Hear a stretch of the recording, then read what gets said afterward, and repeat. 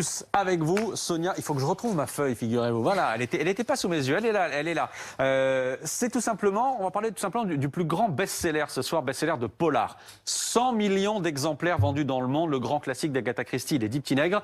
Il a été, j'allais dire, officiellement débaptisé aujourd'hui en France. Ah oui, il faut désormais le nommer Ils étaient 10, avec quand même la précision précédemment publiée sous le titre 10 petits nègres. Alors on a enlevé le mot nègre, vous le voyez, on a gardé le chiffre 10 pour qu'on quand même qu'il y ait un lien avec l'ancienne version, qu'on ne soit pas complètement perdu. On le rappelle, ce livre qui a été écrit en 1938, paru en 1939, traduit en France pour nous en 1940. Alors aujourd'hui, les libraires, ils ont donc dû changer la version dans les rayons. Alors comment ce changement a-t-il été perçu? Je suis allée à la librairie Tropique rencontrer le gérant Dominique Mazuet. Vous allez l'entendre, il a quand même un avis vraiment très tranché sur la question.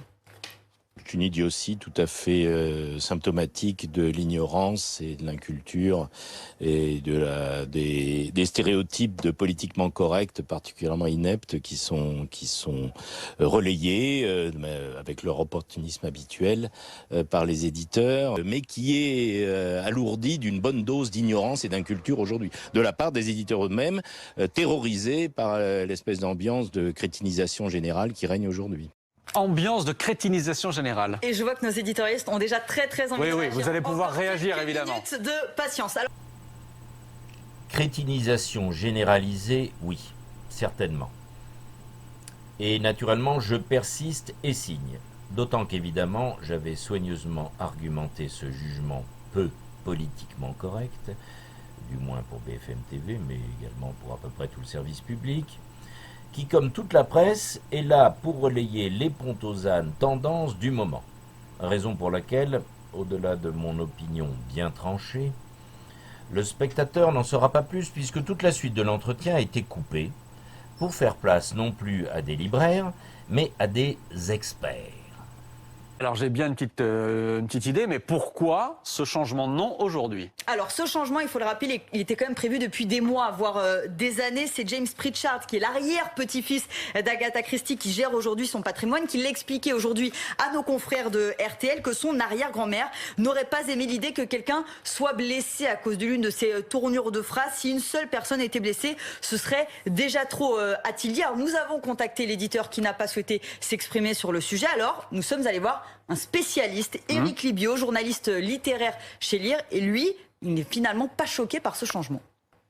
En tout cas, 10 petits nègres n'a pas été un titre unanimement reconnu dès le début, donc ça paraît pas non plus scandaleux que le titre ait changé. Finalement, ce changement de titre, il est, et on va en parler, un peu dans l'air du temps. Tous ces changements, c'est finalement logique pour Pascal Blanchard, historien et spécialiste de l'histoire coloniale.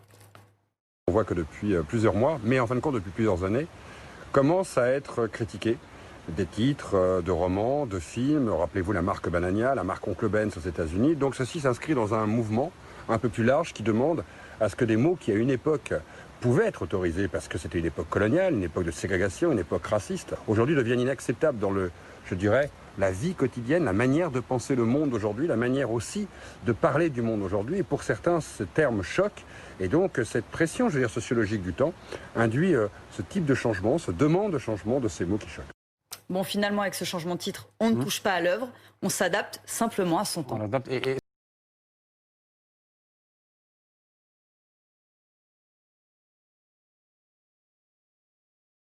Bon, au-delà de ces niaiseries de spécialistes et des cuistreries ineptes de ces historiens incompétents et ignorants, il est sans doute utile de répéter ce que j'ai pourtant clairement expliqué à cette charmante journaliste qui d'ailleurs en fut un peu troublée. D'abord, il suffit de rappeler, ce que d'ailleurs elle a honnêtement évoqué à l'antenne, que comme dans nombre de ses romans, Agatha Christie a pris pour titre une comptine dont le récit est comme une métaphore de la diégèse de son intrigue. Ce fut tout particulièrement le cas pour 10 petits nègres, comme chacun sait, sauf apparemment le spécialiste consulté. D'autre part, comme cela a été également très professionnellement rappelé par la journaliste, un point sur lequel j'avais également insisté est que le contenu de ce roman policier n'évoque à aucun moment quoi que ce soit qui ait à voir ou puisse suggérer, même de très loin, les Noirs, leur histoire, leur discrimination, l'esclavage, ou une quelconque thématique en rapport avec les problèmes raciaux ou sociaux connexes. Alors ce titre, il est quand même, il faut le rappeler, souvent mal compris. Il n'est absolument pas question de nègre dans ce livre. Ce n'est pas du tout une question d'histoire de nègre. Il n'y a pas de personnage noir. Il n'y a pas question d'esclavagisme ou encore de colonialisme. Il vient de la comptine Les 10 petits nègres qui a été écrite en 1869. On va faire un peu d'histoire. Et cette comptine, elle a inspiré ce livre d'Agatha Christie. Les protagonistes qui se retrouvent sur cette fameuse île du nègre. Et à la fin, il n'en reste plus aucun. Ils sont tous assassinés les uns après les autres. Alors le mot nègre, dans l'ancienne version, il était cité 74 fois. Il ne l'est plus du tout dans cette nouvelle version. Et chaque mot nègre a été remplacé par le mot soldat. Donc l'île du nègre, vous voyez même la comptine qui est publiée en entier dans le livre. L'île du nègre est devenue l'île du soldat.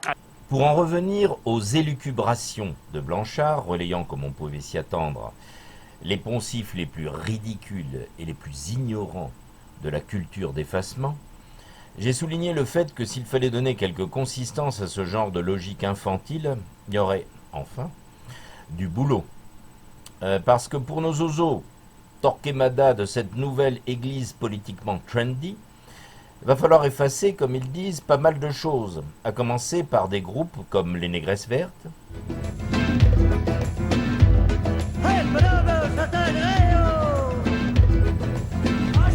toute une littérature pourtant de genre, comme ils disent également, mais du genre de la négresse blonde. Et bon, j'arrête là. Lister tous ces titres ou intitulés que d'aucuns jugeaient pourtant déjà très offensants à leur époque, nous prendrait de nombreuses heures assez fastidieuses.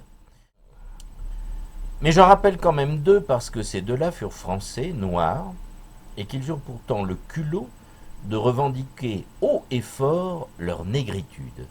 Ils en firent même des livres et des poèmes, au titre particulièrement offensant pour leurs contemporains. Votre rencontre avec Aimé Césaire, Monsieur le Président? Oui, Aimé Césaire a dû entrer au lycée Louis-le-Grand en 1929 ou 1930. J'étais alors en Cagne quand il entrait en Hippocagne. Naturellement, le lycée Louis-le-Grand n'est pas si vaste que cela et deux Noirs finissent toujours par s'y rencontrer. C'est ainsi que nous nous sommes rencontrés, que nous avons sympathisé et naturellement deux Noirs ne peuvent discuter que de ce qui les unit, de ce qui les rapproche de la négritude. L'obsession nègre, et ça, l'intuition première, la douleur nègre, la joie nègre, le sarcasme nègre, le ricanement nègre. C'est alors que vous étiez à l'université, je crois, que vous avez fondé la revue L'Étudiant Noir. Ah oui, j'étais à la Sorbonne. Césaire, je crois, venait d'entrer à l'école normale supérieure. C'est alors que nous avons fondé un journal, L'Étudiant Noir. Ça a été un coup de maître de Césaire, car nous avions transformé le bulletin de l'association des étudiants martiniquais en organe des militants de la négritude. C'est d'ailleurs dans ce journal que Césaire a employé pour la première fois le mot de négritude que nous avons tout de suite adopté et qui depuis a fait fortune. La négritude, c'est en d'autres termes la personnalité africaine. C'est l'ensemble des valeurs de civilisation du monde noir. Tout simplement, naturellement, quel peut être le but d'un écrivain noir, d'un poète noir ou même d'un politique noir? C'est de défendre et illustrer sa personnalité collective, sa négritude. Tout l'effort de ma génération a été de défendre et de manifester ces valeurs de civilisation dont l'ensemble, encore une fois, constitue la négritude, de les défendre et manifester d'abord sur le plan culturel, car nous pensons que l'indépendance culturelle est le préalable à toute indépendance véritable et authentique, de les manifester et défendre sur le plan culturel, mais encore sur le plan politique, en travaillant à la décolonisation. Nous pensons que le travail des militants de la négritude n'est pas achevé, car la négritude n'est pas fermeture sur soi, n'est pas racisme. La négritude est au contraire ouverture à tous les souffles du monde, à tous les apports des autres civilisations, car nous pensons que toute grande civilisation est métissage, par enracinement dans son terroir et ouverture aux autres civilisations. Nous sommes persuadés que le monde du XXe siècle, malgré les tensions, malgré les conflits, nous pensons que ce monde est en marche vers la convergence panhumaine et nous n'aurons réalisé notre but que quand le monde sera uni sous la diversité des races, des nations et des civilisations différentes. Pour en revenir à notre époque, celle du monde d'après, comme chacun sait. Chacun sait également qu'à part les zombies à smartphone et trottinettes qui bousculent les aveugles et les vieux sur les trottoirs, les gestes barrières qui tiennent lieu de civilité et de courtoisie, et les paranoïaques masqués qui pullulent, etc., ces jours d'après ressemblent encore beaucoup au monde d'avant. Il faudrait donc apprendre encore à nos nouveaux spécialistes, comme je l'ai expliqué à notre journaliste, que l'arrière-petit-fils leur a raconté un joli bobard, une fake news comme disent des journalistes reformatés, en suggérant que la très sulfureuse Agatha ait pu raconter à qui que ce soit qu'elle serait horrifiée que quiconque puisse être offensé par ce qu'elle écrivait, a fortiori dans les siècles futurs. En vérité, l'arrière-petit-fils est surtout bénéficiaire de droits qu'il est urgent de réactiver, avant que l'œuvre de l'arrière-grand-mère ne tombe dans le domaine public, ce qui ne saurait tarder, vu la date de publication. Ça permettra à l'héritier comme à l'éditeur français de gratter encore quelques thunes, sans trop se fatiguer. Mais comme je l'ai expliqué à la sémillante Sonia Carnero, et comme cela s'est d'ailleurs aussitôt vérifié, le pactole ne risque pas de venir des ventes de la version postmodernisée, mais plutôt de celle de l'immonde version offensante, soi-disant. C'est ainsi que seule notre scrupuleuse journaliste a acheté la version morale et inoffensante que nous a proposée l'éditeur Le Masque, le groupe Hachette. En revanche, les acheteurs se sont aussitôt succédés dans la librairie pour me commander exclusivement la version censurée, enfin désormais censurée. Il est vrai que, pas idiot, l'éditeur s'est bien gardé de mettre au pilon ces diverses versions encore disponibles de ces 10 petits nègres en version originale.